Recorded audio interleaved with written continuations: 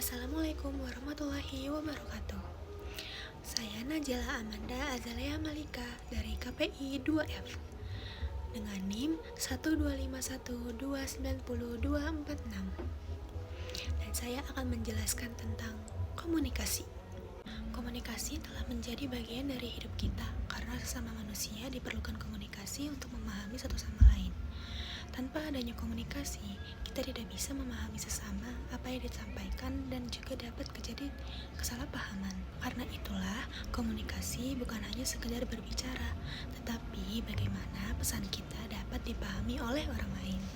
Menurut Kamus Besar Bahasa Indonesia atau KBBI, komunikasi adalah pengiriman atau penerimaan pesan atau berita antara dua orang atau lebih sehingga pesan yang dimaksud dapat dipahami. Adapun definisi dari buku berjudul Pengantar Ilmu Komunikasi.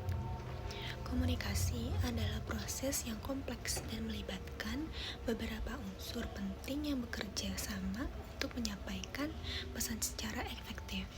Menurut berbagai literatur modern, unsur-unsur ini mencakup pengiriman sender, pesan message, saluran channel, penerima receiver, pengaruh efek, umpan balik feedback, dan gangguan noise.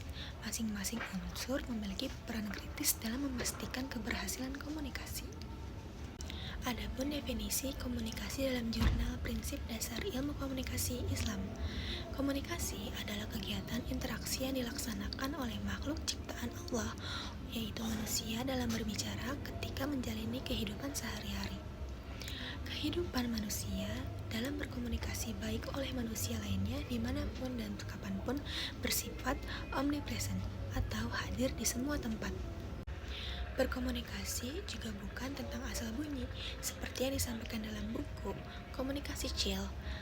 Everything happens for a reason. Begitu pula komunikasi. Inti dari komunikasi adalah pertukaran pesan, baik yang sifatnya verbal maupun non-verbal. Komunikasi juga punya tujuan, bukan cuma asal bunyi.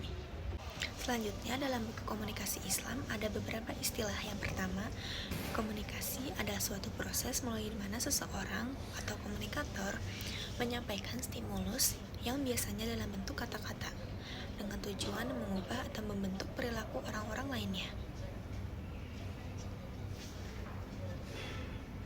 Yang kedua, komunikasi adalah proses penyampaian informasi, gagasan, emosi, keahlian, dan lain-lain melalui penggunaan simbol-simbol seperti kata, gambar, angka, dan lain-lain.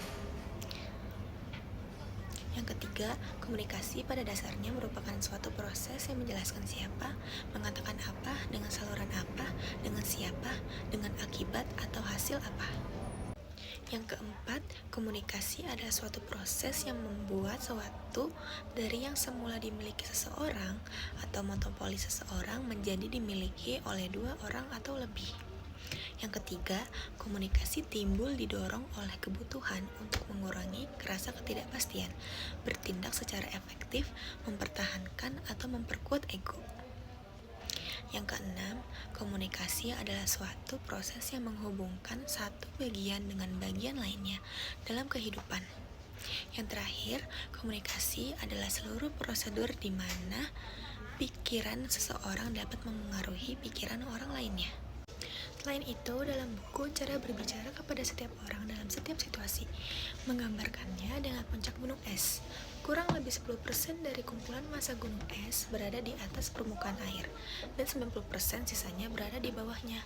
Dalam kaitannya dengan percakapan, banyak percakapan di antara orang yang tidak saling kenal terjadi di atas garis permukaan air.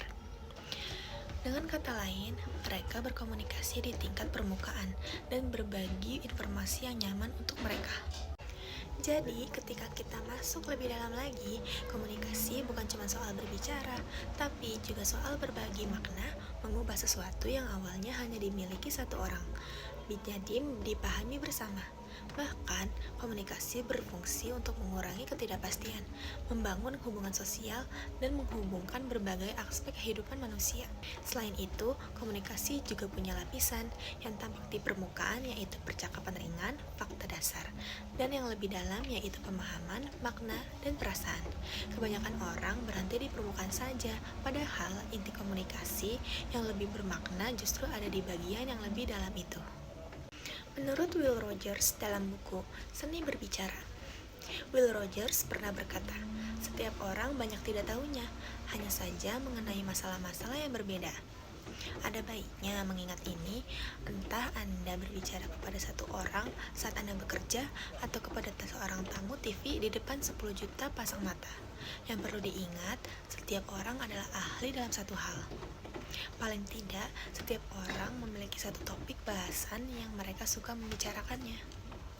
Ada juga dalam buku Komunikasi Manusia, menurut pandangan Jonathan H. Turner, yang mendefinisikan teori sebagai sebuah proses mengembangkan ide-ide yang membantu kita menjelaskan bagaimana dan menganggap suatu peristiwa terjadi.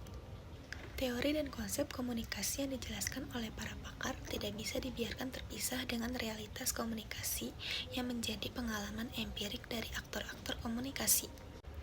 Selanjutnya, dalam jurnal Komunikasi Krisis di Era New Media dan Sosial Media, menurut John mengatakan, setidaknya ada 3 kerangka pemahaman komunikasi, yaitu yang pertama, komunikasi sebagai tindakan satu arah. Komunikasi dipahami sebagai proses penyampaian pesan searah dari seorang atau lembaga kepada seorang atau kelompok lainnya, baik secara langsung maupun tidak langsung. Pemahaman komunikasi sebagai satu proses satu arah ini oleh Michael Burgeon disebut sebagai definisi berorientasi sumber. Yang kedua, komunikasi sebagai interaksi. Komunikasi dipahami sebagai proses aksi-reaksi, sebab akibat yang arahnya bergantian. Komunikasi interaksi dipandang lebih dinamis daripada komunikasi satu arah. Unsur penting dalam komunikasi interaksi adalah feedback atau umpan balik. Yang ketiga, komunikasi sebagai transaksi komunikasi dipahami sebagai kegiatan menafsirkan perilaku orang lain. Ada proses encoding dan decoding pesan verbal maupun non-verbal. Semakin banyak peserta komunikasi, maka transaksi yang terjadi akan semakin rumit. Kelebihan konsep ini adalah komunikasi dipahami sebagai konsep yang tidak membatasi pada komunikasi yang disengaja saja. Dalam jurnal Perkembangan Ilmu Komunikasi Islam yang ditulis oleh Harjano Hefni, menurut pendapat ulama Ibnu Tafsir, ketika pesan yang akan dikomunikasikan berupa kosakata sudah diajarkan kepada Adam dan kepada para malaikat, maka Allah menciptakan Hawa sebagai pasangan hidup dan teman Adam untuk berkomunikasi. Allah Maha tahu tentang kebutuhan manusia yang tidak mungkin hidup tanpa teman dan tanpa berkomunikasi. Pada jurnal Prinsip Dasar Ilmu Komunikasi Islam yang Laswell sampaikan, Laswell terkenal dengan model komunikasi yang dikemukakannya, yaitu who says what to whom with what effect. Who merujuk kepada siapa yang mengontrol menyampaikan pesan. Says what menunjukkan kepada pesan yang disampaikan. To whom merujuk kepada penerima atau audiens, serta with what effect berhubungan dengan efek yang terjadi. Jadi, secara keseluruhan oleh para ahli sepakat bahwa komunikasi adalah proses penyampaian makna yang melibatkan penyampaian pesan, simbol media, serta efek tertentu pada penerima. Komunikasi dapat bersifat satu arah, interaksi timbal balik, hingga transaksi yang saling menafsirkan perilaku. Komunikasi juga berkaitan erat dengan realitas sosial, membantu manusia memahami dunia, menjelaskan fenomena, serta membangun hubungan. Pada konteks agama, komunikasi bahkan dipandang sebagai fitrah manusia sejak awal penciptaan untuk saling mengenali dan berinteraksi. Pentingnya komunikasi menurut saya seperti di awal video yang saya katakan, bahwa komunikasi bisa menjalin hubungan sesama untuk memahami perkataan satu sama lain.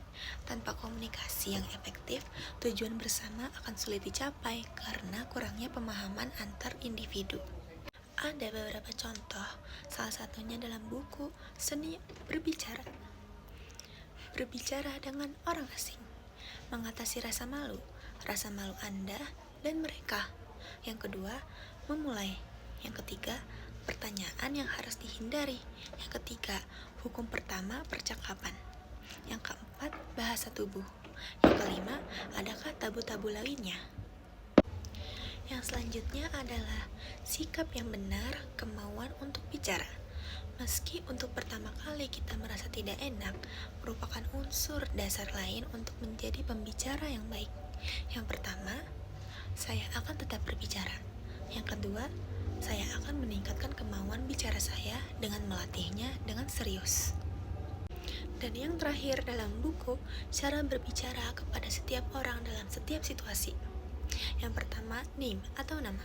Kita semua menanggapi jika ada yang menyebut nama kita, karena kita memang sudah diprogram untuk menanggapinya. Yang kedua, interest atau minat. Katakan pada mereka bahwa Anda berminat pada apa yang tengah mereka katakan. Yang ketiga, conclude atau kesimpulan. Menyimpulkan percakapan itu dengan menjelaskan apa yang ingin Anda lakukan selanjutnya.